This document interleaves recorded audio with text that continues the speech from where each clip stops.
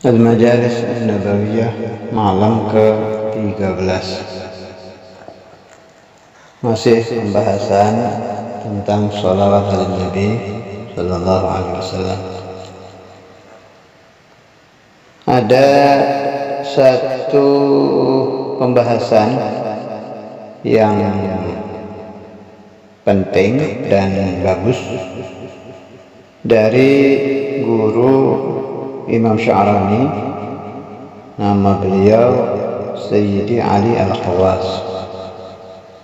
Nukilan kitab Lawaqihul Anwarul Qudsiyah karangan Imam Sya'rani, kitab saya halaman 223. Sebelum saya nukil pembahasan Sayyidi Ali Al-Khawas, saya baca dulu kalam Syekh Abdul Wahab Asy-Sya'rani tentang anjuran membaca sholawat tiap hari dari 1000 sampai 10.000.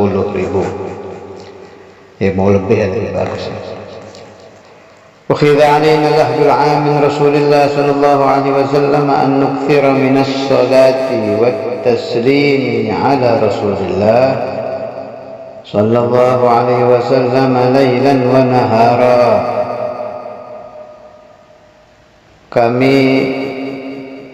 Kami umat Islam ini dibeat secara umum oleh Rasulullah Sallallahu Alaihi Wasallam untuk memperbanyak salawat dan salam pada beliau, baik malam hari atau siang hari. Wa nudzakira li ikhwanina, dan supaya kami selalu mengingatkan kepada umat Islam ma fi dzalika minal ajri wat thawab. Jadi jangan bosan-bosan meneriakkan ajaran banyak membaca sholawat. Jangan bosan-bosan menganjurkan orang untuk membaca sholawat ala Nabi, supaya kita selalu mengingatkan pahalanya seperti apa. Memang disuruh Nabi, Rasulullah sendiri yang menyuruh. Wa nuraghibahum fihi kulla targhib izharan bi mahabbatihi sallallahu alaihi wasallam. Dan supaya kita selalu menyampaikan anjuran tadi dengan benar-benar, dan bila mereka menjadikan sholawat ala Nabi sallallahu alaihi wasallam sebagai wirid dibaca setiap hari mulai 1000 sampai 10.000, maka hal tersebut adalah afdalul a'mal, paling bagusnya amal. Sekarang kita masuk ke pembahasan Sayyidi Ali Al-Khawas. Wa sami'tu Sayyidi Ali Al-Khawas rahimahullah yaqul salatullahi ta'ala ala abdihi la yaquluha al-'adad li'annahu laysa li salatihi ta'ala ibtida' wa la intiha. Ini yang penting, ini garis bawah ini. Wa innama dakhalaha al-'adad min haitsu martabatul 'abdil musalli li'annahu mahsurun muqayyadun biz-zaman. فتنزل الحق تعالى للعبد بحسب شاكلة العبد، وأخبر أنه تعالى يصلي على عبده بكل مرة 10 فافهم. Jadi kita sering mendengar kalau siapa-siapa yang membaca sholawat kepada Rasulullah SAW di hadis yang terkenal itu, siapa yang baca sholawat 1 kali mendapat sholawat dari Allah 10, lalu 10 dapat 100 ila akhirnya. Sedangkan Allah Ta'ala itu, kata Sayyidi Ali itu, kalau yusalli itu salat. Kalau dari Allah Ta'ala kan Ar-Rahmah. Jadi kalau Allah yusalli alaika 10, makna Allah Ta'ala yarhamuka 10 rahmat. Allah memberi rahmat kepada kamu 10 rahmat dengan 1 sholawat. Ini bagaimana? Padahal sholawatnya Allah Ta'ala itu tidak muqayyad dengan zaman, tidak terikat waktu. Sholawat Allah Ta'ala itu tidak ada intiha. Kalau kita sholawat kan ada jamnya. Kita mulai sholawat ala Nabi jam 7 malam, selesai jam 8. Atau mulai jam 10, selesai jam 12. Ada wadad. Sebab kita abad, makhluk, mugayyad di zaman, terikat dengan waktu. Maka apa yang dimaksud Allah Ta'ala yusalli sampai 10 kali? Kata Sayyidi Ali, hitungan 10 itu hanya melihat syakilatul insan, karena bentuk manusia saja. Model manusia itu kan ada hitungan, tapi Allah Ta'ala tidak terikat hitungan. Berarti bagaimana? Maknanya bagaimana? Siapa yang membaca sholawat ala Nabi SAW, maka dia mendapat rahmah dari Allah Ta'ala yang tidak terikat hitungan. Ajib. Ini pembahasan sangat bagus. Bagi yang punya kitab, silahkan ditelaah sendiri, diulang-ulang sampai paham. Kalam Sayyidi Ali Al-Khawas tentang man shalla alayya salatan sallallahu alaihi wa ashra, shalla alayya ashran sallallahu alaihi biha mi'ata marrah.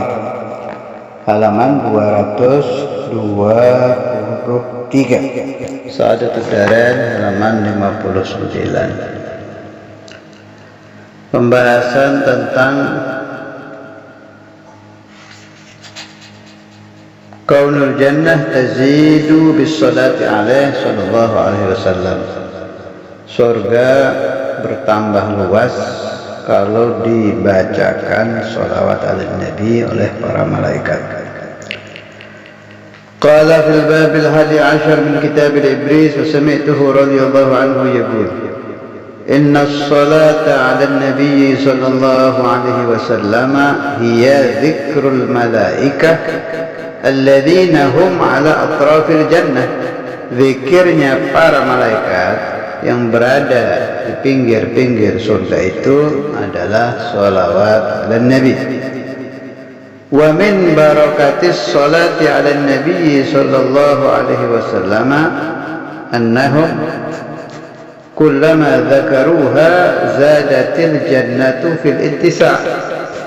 Jadi saat malaikat ini membaca sholawat, surga bertambah luasnya.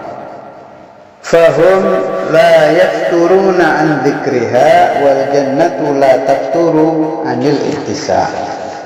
Para malaikat tidak berhenti membaca sholawat, yakni terus membaca sholawat ala Nabi, maka surga tetap bertambah luas. Fahum yajrun wal jannatu tajri khalfahum. Alhasil, kalau malaikat ini lari sambil baca sholawat, surganya juga lari di dalam luas. Artinya tambah cepat luasnya. Wala taqiful jannatu 'alal ittisa'i hatta yantaqilal malaikatul madhkuruna ila tasbih. Jadi selagi malaikat membaca sholawat, surga tidak berhenti bertambah luas. Ketika para malaikat pindah dari sholawat membaca tasbih, begitu malaikat membaca subhanallah, baru berhenti si surga daripada bertambah luas.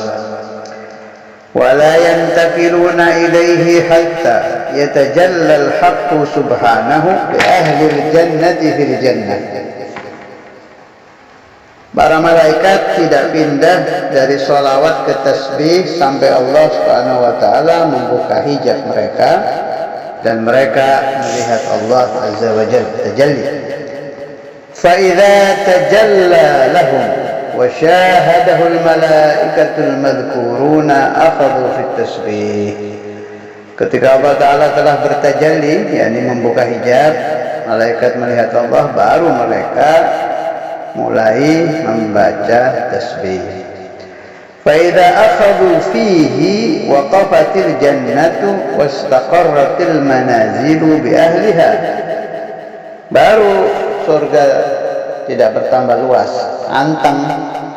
Kalau malaikat sudah mulai membaca tasbih, surganya antang, tidak bertambah luas, tidak bertambah luas. Ya segitu aja.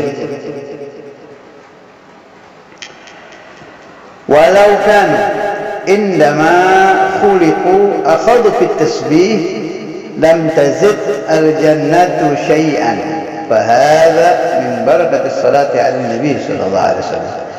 Andai para malaikat yang berada di pinggir surga itu tidak membaca sholawat, ibadahnya hanya tasbih saja, ya surga tidak akan bertambah luas. Nah, ini kan aneh nih, tasbih dengan sholawat agung mana? Jelas lebih agung tasbih. Tasbih itu nisbahnya ke Allah kan, mensucikan Allah, sholawat kepada Nabi. Tapi kenapa kalau malaikat membaca subhanallah surga ya tidak bertambah luas? Kalau malaikat membaca sholawat baru terjadi ittisa'ul jannah, bertambah luas si surga.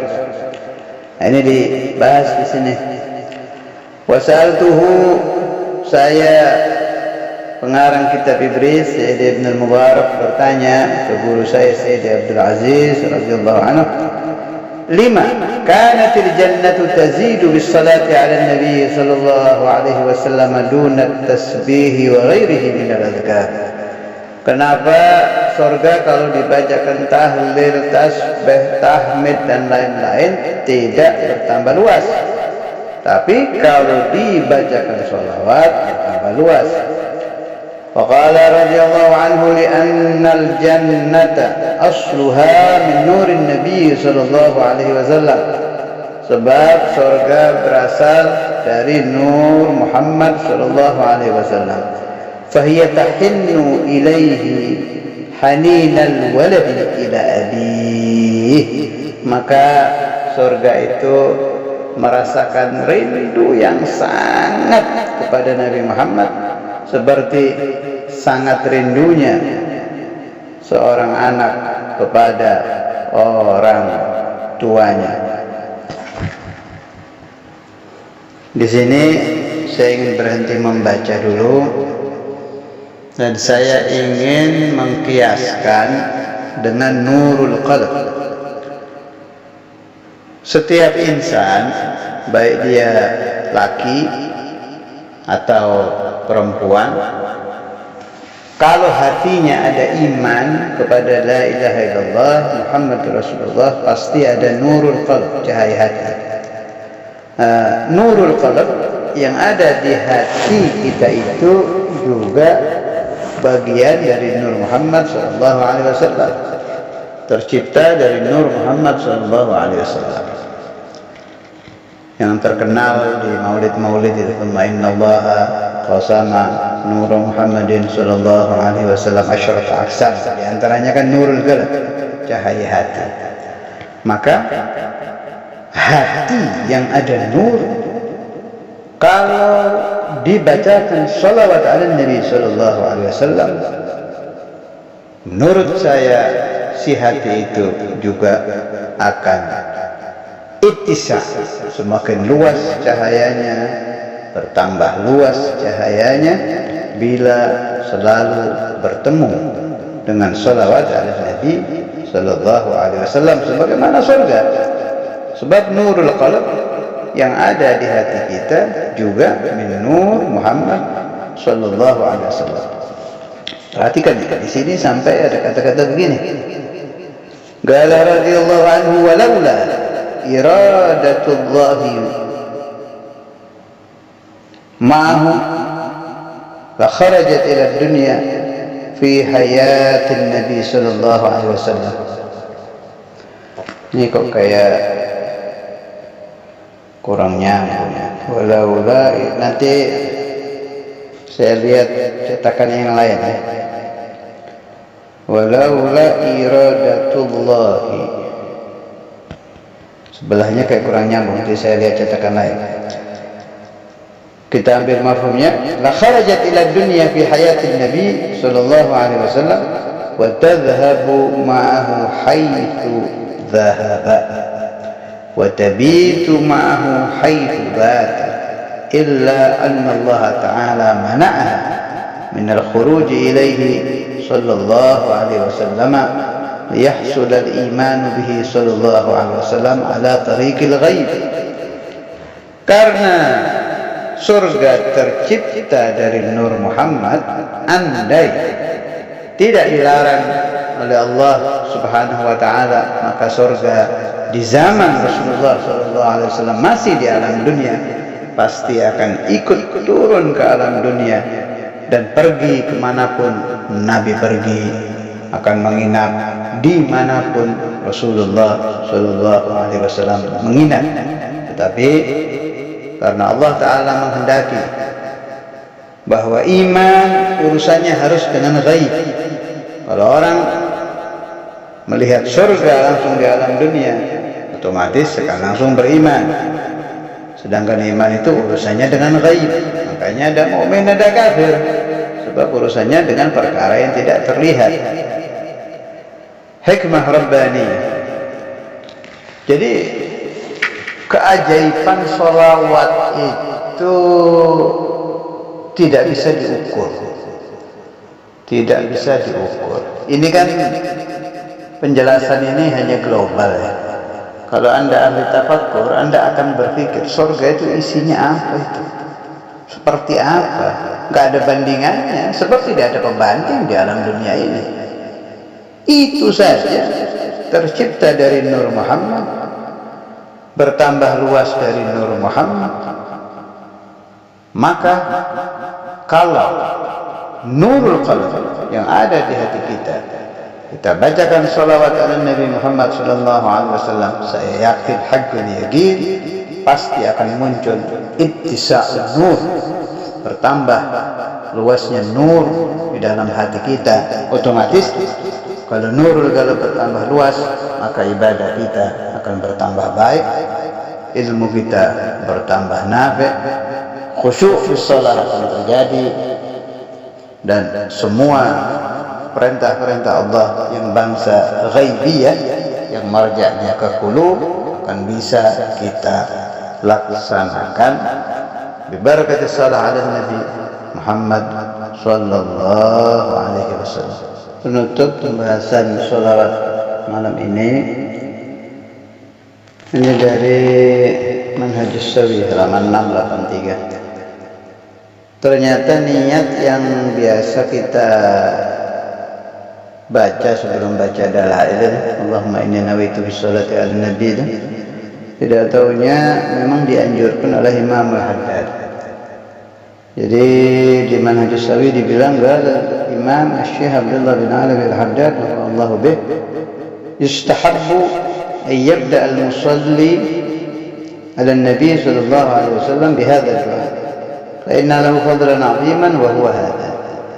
Jadi Habib Abdul Haddad menganjurkan kita sebelum membaca sholawat apa saja, jadi bukan hanya dalail ya, untuk pakai niat ini kalau mau membaca sholawat. Allahumma inni nawaitu bisolati hadhihi ala nabi sallallahu alaihi wasallam mahabbatan fihi wa syauqan ilaihi wa ta'ziman lihaqqihi wa tashrifan lahu wa likawnihi ahlan lidhalik fataqabbalha Allahumma bifadlika wa judika wa karamika wa ihsanik. Kurang lebih mirip-mirip seperti yang di dalail. Wa azil hijab al-ghaflah an qalbi waj'alni min ibadika as-salihin. Allahumma zidhu sharafan ala sharafih alladhi awlaytah wa izzan ala izzih alladhi a'taytah wa nuran ala nurih alladhi minhu khalaqtah wa ali maqamatihi fi maqamatil mursalin. Kalau di dalail wa ali maqamahu wa darajatahu fi darajatin nabiyyin wa as'aluka ridhaka wal jannata wa ridhah ya rabbal alamin ma'al afiyati ad-daimah fid din wa dunya wal akhirah والموت على الكتاب والسنة والجماعة وكلمة الشهادة على تحقيقها من غير تبديل وتغيير واغفر لي ما ارتكبته بفضلك وإحسانك علي إنك أنت التواب الرحيم وصلى الله على سيدنا محمد وآله وصحبه والتابعين أجمعين والحمد لله رب العالمين. انتهى من شرح راتب الإمام الحداد للحبيب علوي bin Ahmad bin Hasan bin Abdullah bin Ali al-Haddad. Kemudian satu lagi yang penting dari Adillatu Ahlussunnah wal Jamaah Muhammad Sayyid Tijani halaman 238. Ini penting, tapi ini jarang ya. Wa hadhihi salatu Sayyidina Abi Bakar wa Umar ala Nabi sallallahu alaihi wasallam. Tiada riwayat salawat Sayyidina Abu Bakar dan Sayyidina Umar. Kama rawaha Sayyidi Muhammad al-Bakri an khadimi Sayyidi Abi Sa'ud al-Jarihi wa hiya Allahumma salli wa sallim ala Sayyidina Muhammad al-Muqaddas al-Mukhtar an-Nabiy al-Sultan an-Nur al-Mubin wa ala alihi wa sahbihi wa sallam. Ini salawat Sayyidina Abu Bakar dan Sayyidina Umar. Yang ingin mengamalkan silahkan. Saya tidak punya ijazah khasah, hanya ijazah amah. Di sini juga tidak ada keterangan berapa kali dibacanya, jadi ya terserah. Kalau nggak ada adat ya bila adat. Wassalamualaikum warahmatullahi wabarakatuh. Walhamdulillahirabbil alamin.